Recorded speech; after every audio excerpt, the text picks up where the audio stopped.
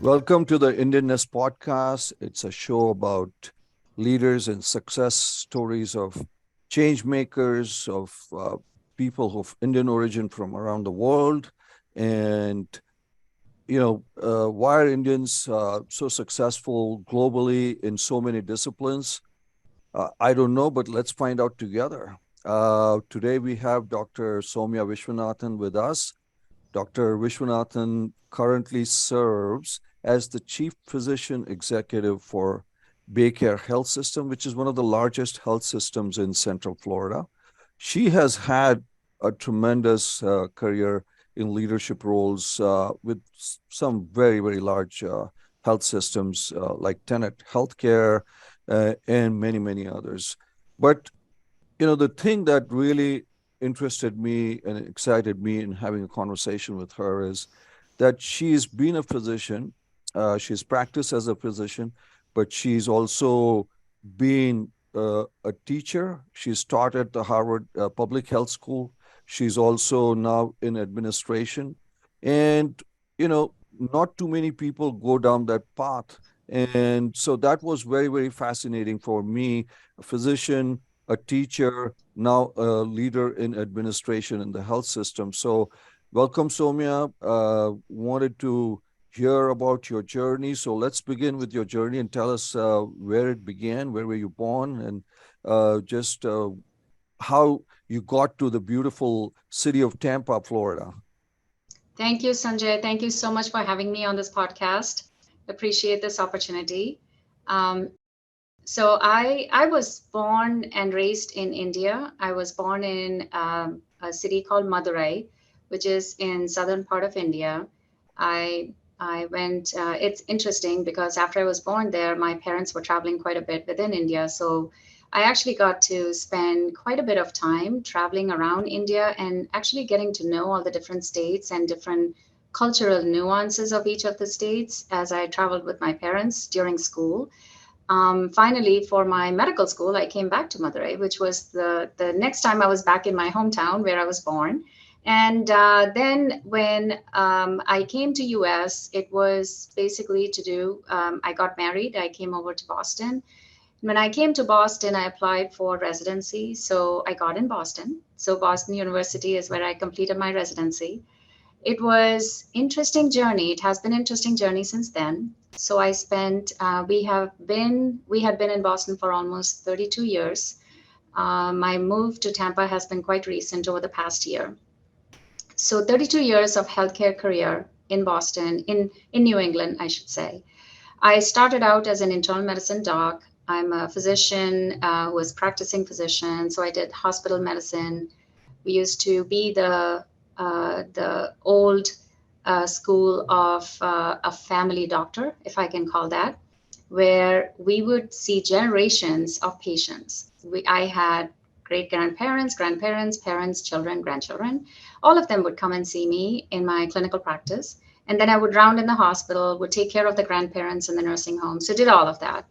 But fortunately, I had some good leadership opportunities, mentors who believed in me and trusted that I could lead projects.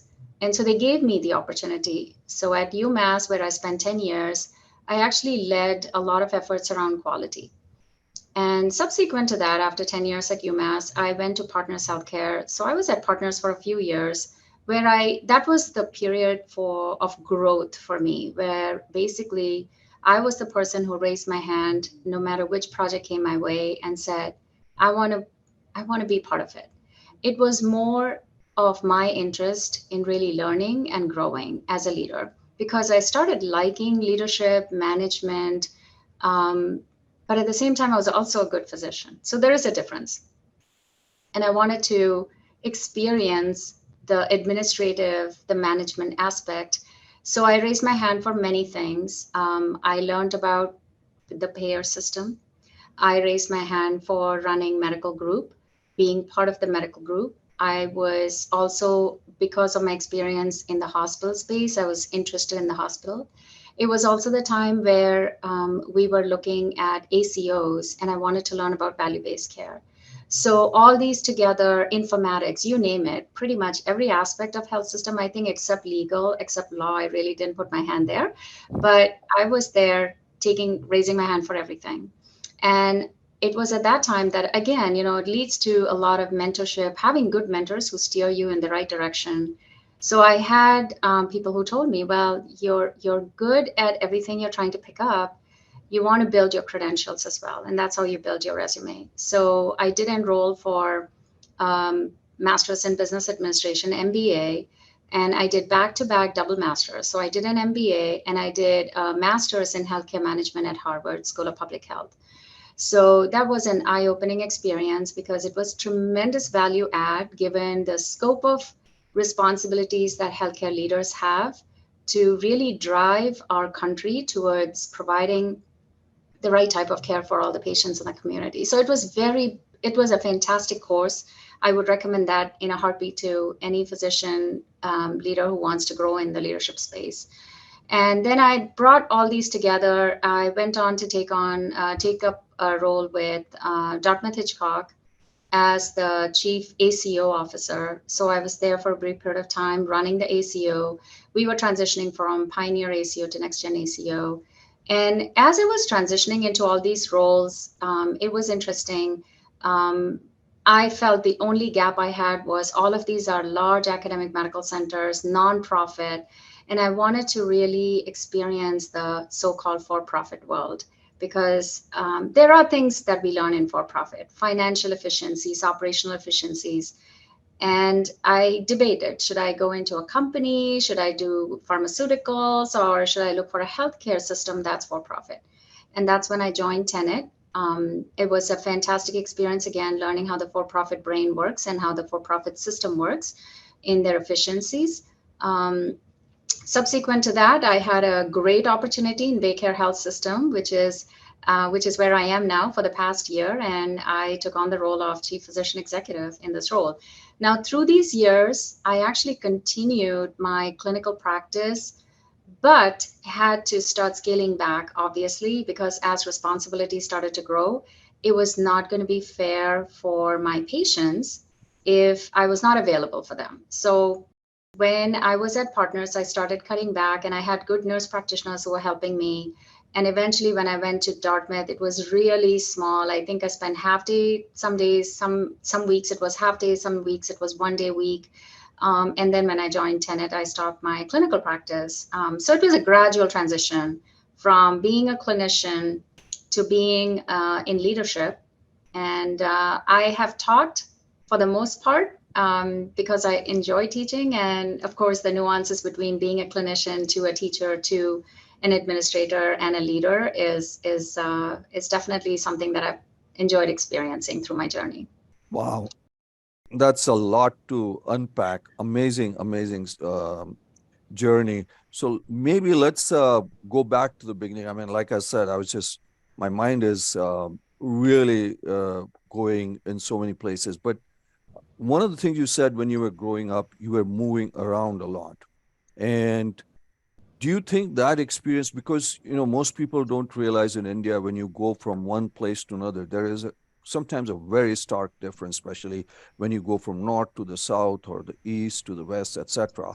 Um, do you think that has helped you with dealing with change? I mean, because as a young person, making new friends, new language, as you know, in India, languages, food, custom, that's a pretty big difference. So tell us a little bit about those experiences, because here we try to really figure out what's the secret mojo of amazing people like you. I love that question. It is very true because, personalities are different. There are personalities who don't like change, who are very grounded in their thinking. And there are certain personalities who are more adaptable to change. It's a personality thing, but it's also the experiences that make you that person. So for me, those experiences from different states in India, so just like you pointed out, the states in India are not like states in other countries because it's very interesting. Somebody who goes to India can hop and skip from one state to another, and it's like you're in a completely new country by itself. It's a new language, new script, new dialect, new foods, new traditions. People sometimes may not understand what you're saying, even though you've just crossed the border. So the adaptability and ability to handle change Mhm. more easily definitely came from those experiences. It's also the love for adapting and enjoying new cultures, new traditions, came from my journey in different states. Because you're right, the food habits in northern part of India is so starkly different than southern part of India. The language is different, traditions are different, marriage rituals are different. So, just even learning the scope of how much is possible within a country like India, it was astounding and it was absolutely beautiful. No, that's what I hear from a lot of people. Because, I mean, think about the changes that you've gone through. You came here, you went through your residency, but just what drove you, Soumya, you could have just, I mean, like a lot of people, and there's nothing wrong, who build a great practice, have great success, but you took on 2 degrees back to back. I mean, one degree is hard enough for people to handle who got full-time jobs, and you also probably had a family at the same time, but you were doing your MPH at Harvard Chan business, I mean, school. You're doing your MBA, but what was it that was driving you for doing something like that? It was the my I want to say my zest for really establishing myself in healthcare leadership. It was driven by, there were people who, I mean, you have a group of friends who are clinicians, and there were many a times where people would come back and say, I know you're handling this project, I know you're doing this, I think it's going to be a lot of work. And for me, the minute somebody almost gives me a hint that something is either not possible or it's going to be too much of a burden, I actually try to make it possible. It's the drive to prove that everything and anything is possible. I think that was definitely one of the drivers. I'm very driven towards proving that we can do something if we really put our mind to it. But you also have to be passionate about it. You have to have an interest. So if somebody comes and tells me, we want you to do some aspect of healthcare, and if I'm not interested, I'm not going to gravitate towards it. What I found myself gravitating towards getting the double masters was, in fact, the leadership opportunities that I had to manage projects early on in my career. So while I was practicing, even though my patients still meet me, they see me at a gas station or they see me in the grocery store and they're like, Dr. V, when are you coming back to practice? Because I had such a fantastic relationship with my patients. So I missed that part. Mhm. But when I got the leadership opportunities, it was interesting how I actually enjoyed it. And I think for me, it was the scalability of how we can impact larger communities if we do the right thing and if we have the right leadership in place. That piece attracted me to really amp up my resume. And there were mentors, like I said, who said, well, you need to build up your resume, not just credentials. So I have friends who have done the same thing. They will go get an MBA because they need to have an additional credential. But if you match up credentials and you don't have ground experience, you don't head anywhere. You need to do both at the same time. So I was doing all these, volunteering my time endlessly to do projects, and at the same time trying to get my degrees to help me level set myself. The other piece that I want to point out is the degrees were very helpful because I knew there were gaps within my own education that I needed to fulfill and fill those gaps. A classic example is finance. Innately, I was not driven to learning finance language because I went into medicine. Could I learn it? Yes, but I needed formal education to do that. So, and if I was going to eventually sit in board meetings and people were going to talk about finance and P&Ls, I wanted to feel comfortable understanding that language. So that drove me to get the additional degrees because it really affirmed my confidence in talking and asking the right questions when I'm at boards and really understanding the healthcare system landscape as a whole and not just the clinical piece. No, that's very helpful. But just going back, Soumya, were you always inclined when you were growing up as a child towards healthcare, or was it, as they say, there are two only options for Indians: you be either a doctor or engineer, and there's nothing else. So just obviously, right now, it comes across you're so passionate about healthcare. I do. Interesting that you asked that question. So the I loved medicine, Mhm. but if I had not gone into medicine, my first passion was actually had always been to be a NASA engineer. So it was Wow. to work for NASA. Yes, it was to work for NASA. I have a very engineering mind.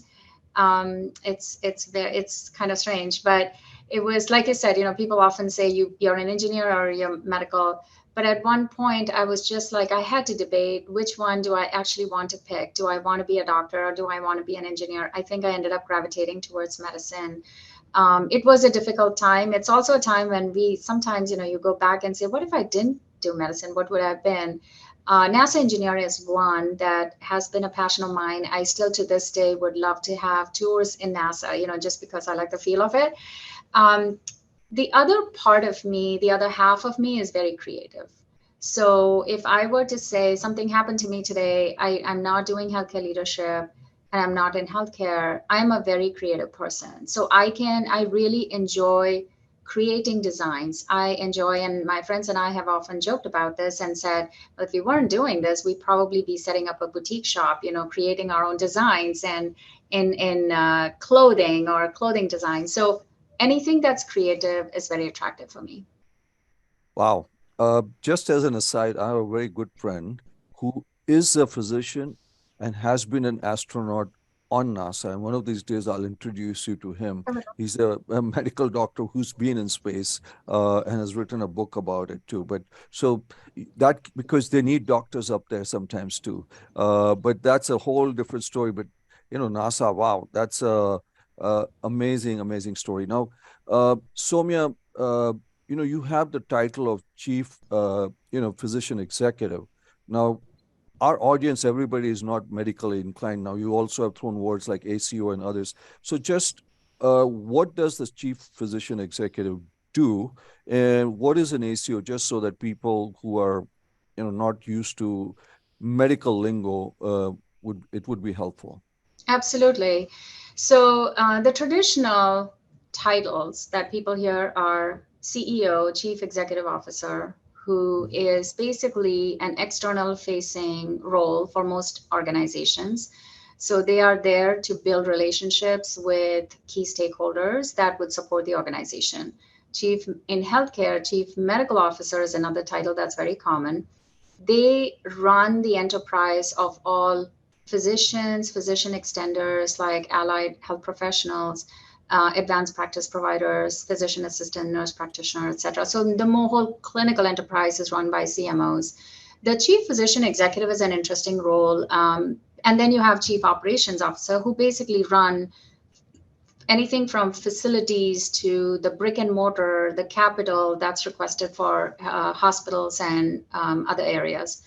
The chief physician executive is a great term because it kind of brings the importance of the clinical and operations team together and says the chief physician executive should not just be in charge of the clinicians, they should actually be involved just as actively in driving strategic direction with the CEO, driving operational excellence with the COOs, and with the other entities. So it's the strategic, the financial, the operational piece that's tacked on to a traditional CMO role.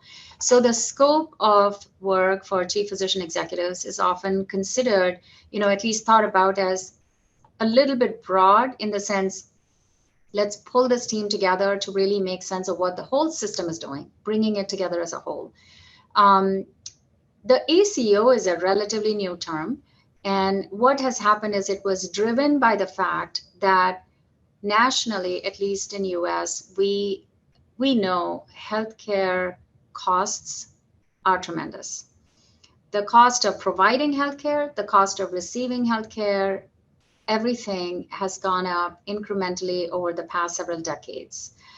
So one of the things that we have looked at, and US has been in the forefront of evaluating this, is how do we provide, and this is not like in India where most of India or a big portion of India still does not have an insurance program.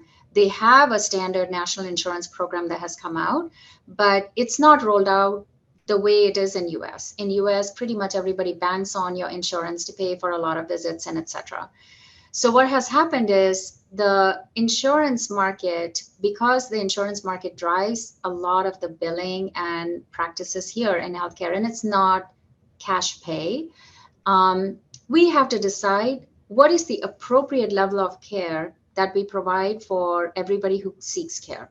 So if there is somebody who is seeking care, we want to make sure we are providing the right level of care, that we are not duplicating efforts, that the same person is not going and getting 3 MRIs of the brain just because the hospital you visited the emergency room, they did an MRI, then you go to the clinic and they haven't spoken to each other.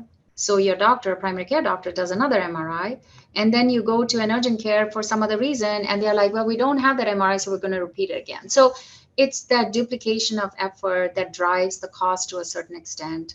So basically, the ACOs came up and said, how do we manage to reduce the overutilization of resources and the cost of healthcare, providing healthcare, but at the same time, not compromise on quality? So it was critical that maintaining quality and clinical excellence is the true north. You keep that as your Bible, and then you say, okay, now I'm going to figure out how do I control the cost of care. And ACOs came into existence because what they did was they said, well, let's build ACOs. They are called accountable care organizations, and they will have the accountability to managing the total cost of care while maintaining the quality of care for the patients they serve. So people who enrollees who are rolled up into ACOs, the physicians, the nurses, everybody in that ACO is now held accountable for managing that patient as a whole without letting costs escalate too much. So if we have pockets of ACO throughout the country, then and everybody is held accountable and they're doing the right thing for the patients, that is one way to manage the total cost of care and the health burden of the country.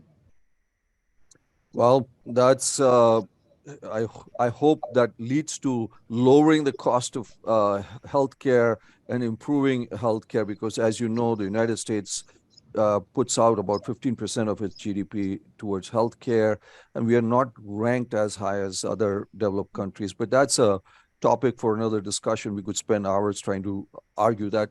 Sowmya, just going back a little bit towards when you were working towards your leadership role, uh, you're a woman of Indian origin, woman of color, as they say it right now.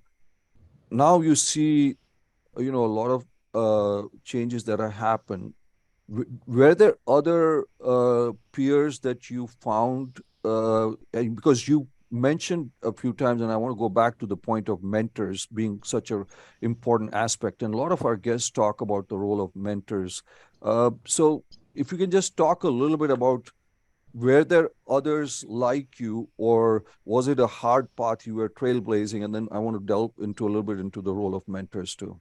So there were a couple, one of them very near and dear to me, who has since passed. One of my mentors, he was my program director when I joined my residency program, Dr. Kaslowitz. So Joel was an astounding mentor. He basically said, never let anybody think you cannot do something. He was the one who instilled that in me. And he said, you can achieve whatever you want to achieve. And the word impossible in my dictionary is not impossible, it's I am possible. That part of it was actually instilled by Dr. Kaslowitz because he said, everything is possible. And we've had challenges. I came into this country, I was a very meek and very quiet, reserved, not showing up against adversities, not if people countered me, I would just cower. And I have grown into a confident person who believes that if I did the right thing and I want to represent, integrity, and high morals, then I need to stand up for it. So he instilled that in me. He was definitely a great mentor for me.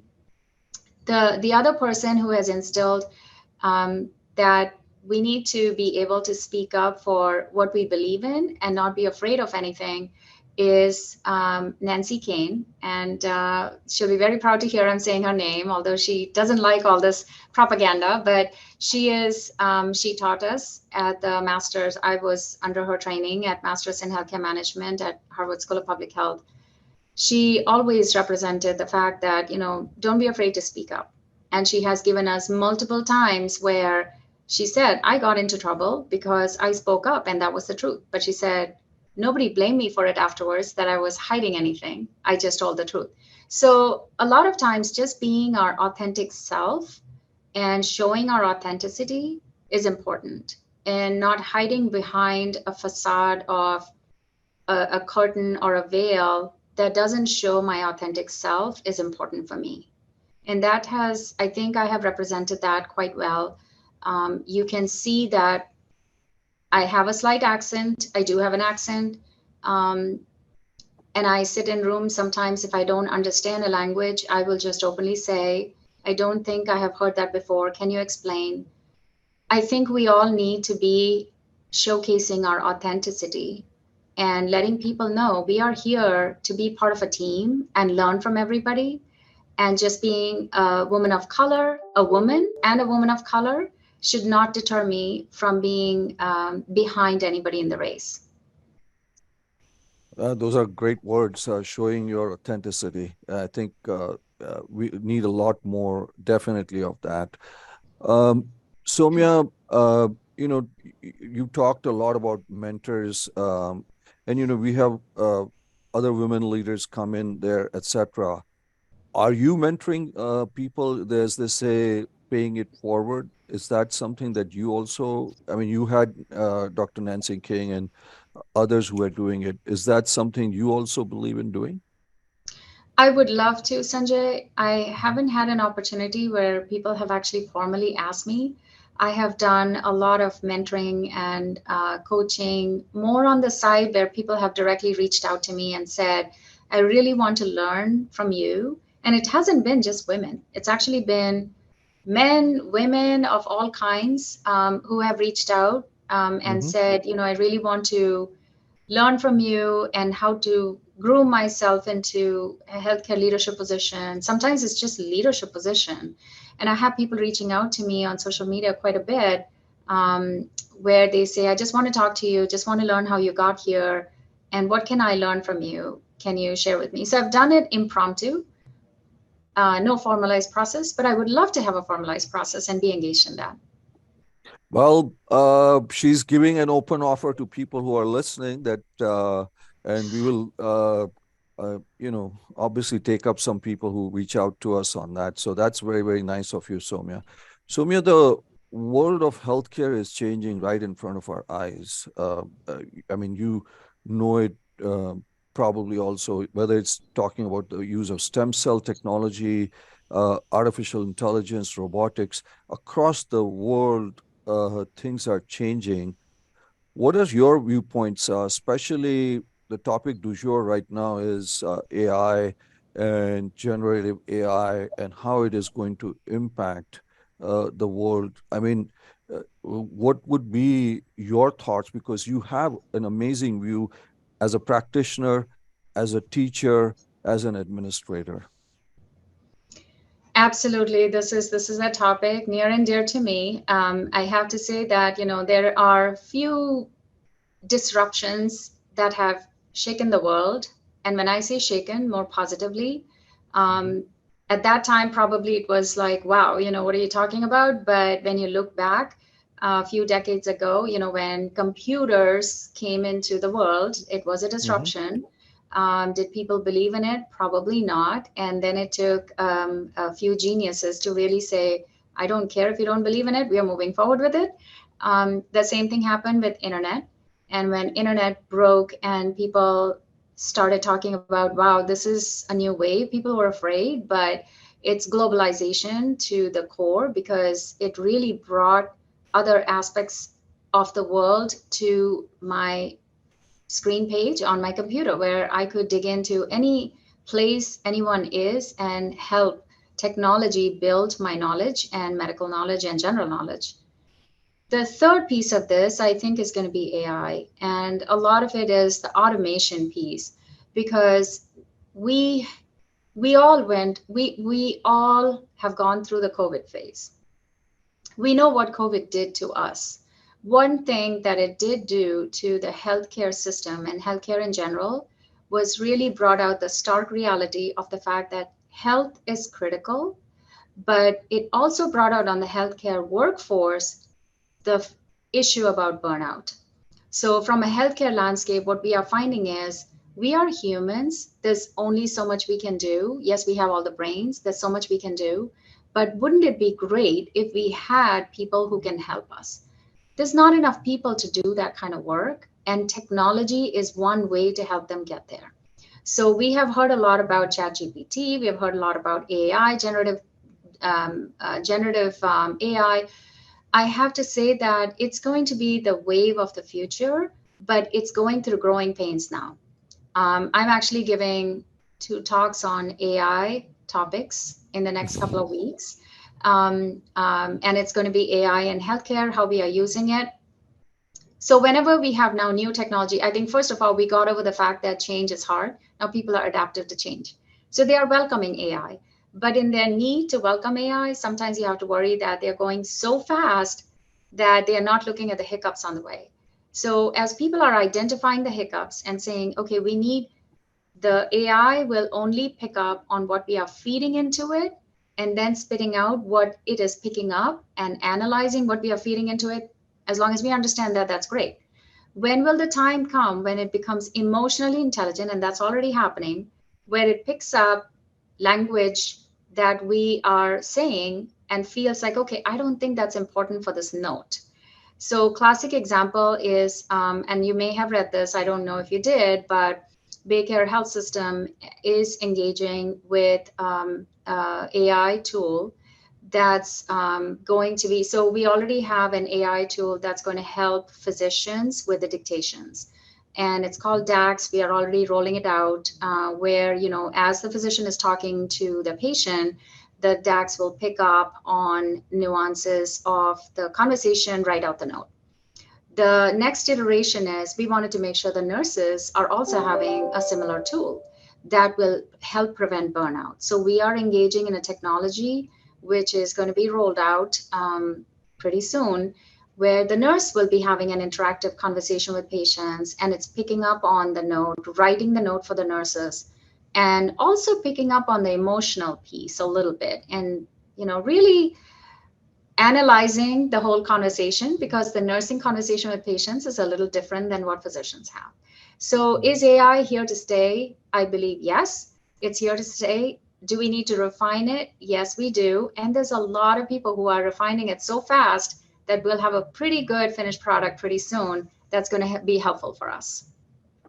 Well, that's great to hear that help for overworked physicians and absolutely overworked nurses is on the way. Sowmya, that's great to hear. Sowmya, you know, I'm involved a lot in the US-India corridor, and you coming from originally from India. What are your views? Are there opportunities for United States and India to collaborate in the healthcare world? Obviously, there's collaboration in defense and all those other stuff, etc. Do you have any thoughts on that? Because I know you've done some work or at least looked at some of that. There is a lot of opportunity, and it will be so energizing if and when US and India can get together on both of these things we just discussed. One is healthcare. We already know that telehealth is a big wave where telemedicine has really picked up speed through COVID. COVID helped accelerate that. I mean, we were a little bit behind the eight ball in rolling out telemedicine here because we could easily do telemedicine e-consults, what we call asynchronous visits, where we are having conversations through kiosks, computers with physicians when we don't really have to go in. Doesn't mean you shouldn't have physicians, you shouldn't be seeing physicians. They should be there. They have to be reserved for really complex cases where they actually have to examine you. Otherwise, you can't do a lot with telemedicine. COVID accelerated that because we couldn't go in and see anyone. It also accelerated the fact that globalization and telehealth became more popular, where people from across the country said, oh, now we have a really rich platform where we can access medical experts and expert opinion from any country around the world to help guide us. Complex surgeries, complex procedures are even now being done in India in some hospitals where they are able to connect with specialists around the world to give them guidance and keep going with the procedures and guide them all the way through. Now, is it possible to have that accessible across India? Yes. We need to have the infrastructure built to help support that. The second piece is what you just mentioned is AI. And the reason I'm bringing that up is India, we have seen, has had exponential growth in the tech space. When we talk about technology, in fact, here I was on a flight and there was a woman who was sitting next to me and she asked me, she said, are you from India? And I said, yes. She's not Indian and she was a white American woman. And she said, which part of India? So I mentioned to her, this is where I grew up. I said, do you know about India? She said, yeah, I know a little bit because my father was stationed there and he was in Mumbai, and so I visited a few times. Then she came out to ask me. She said, "Are you a doctor?" And I was like, "Yes." So it kind of threw the eight ball on. Okay, so there is this cliched, a standardization approach, or almost like addressing that Indians are doctors or they are technicians or in computer science. So I asked her, I said, if I said I wasn't a doctor, I actually asked her this, if I said I wasn't a doctor, what would you ask me next? She said, a computer engineer. Like, it just came out. So it was interesting. So I realized at this point that it's India has gone so far ahead in taking over technology and really guiding the path for the creating the glide path on how technology should be for the rest of the world, that AI is really going to be India is going to be a hotbed for AI. It will ramp up there, and we are going to be on the forefront of providing great services from India. And that's where I would love to see our collaboration and partnership with India grow. No, but that's your point about telemedicine, I think, is a great point. I mean, I would say maybe one of the very few good things that ever came out of COVID was the acceptability of telemedicine around the world.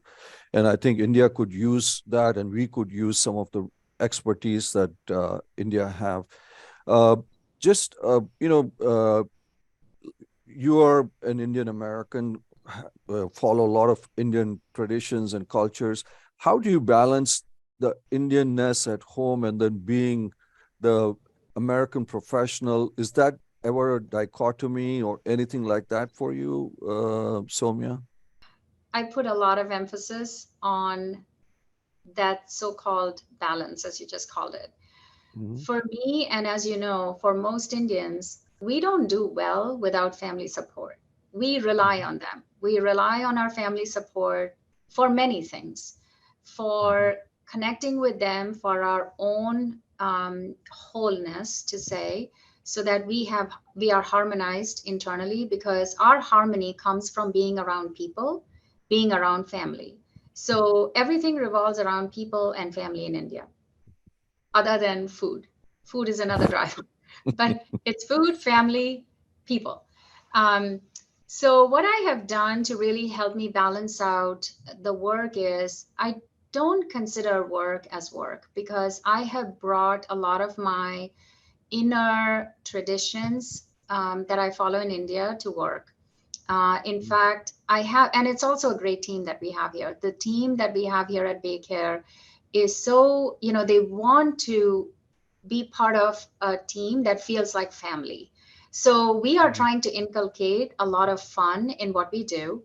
And I have started um, involving a lot of my team members in what we are calling International Food Festival Day, which we are Mm. going to start as a tradition. And it's going to involve international foods that people will be cooking and bringing for everybody here. So that's just one example, but we are bringing in values and traditions that we have picked up on, which we like, over to our team so that we feel that wholeness between both work as well as at home. But I do balance it out well because I do strongly feel that keeping the family involved and prioritizing them just as much as our work is critical for everyone's success. No, that's great to hear because sometimes it's a challenge for us. Now, you know, obviously you still have a long, long way to go, but where do you see your journey going from here, Sowmya? So we have a lot of work to do in BayCare because BayCare is on a growth mode right now. And the growth is um, probably stemming from the fact that BayCare wanted to grow, has new leadership here. But the other piece is there's been a huge exponential increase in the influx of population coming from other states to Florida. We have seen that, so the demand is there. So the supply has to ramp up, and the supply is going to come from BayCare, at least on this coast of Florida. So we see that at least for the next few years, there'll be a lot of work going on in BayCare to help support the influx of population and growth we are seeing, and it's different generations. Florida traditionally has not seen this many number of young generations, young families coming and settling here. So there is a lot of dire need for really enhancing the type of work we were doing in BayCare and really moving forward with what else can we support. So there's a lot of work to begin with.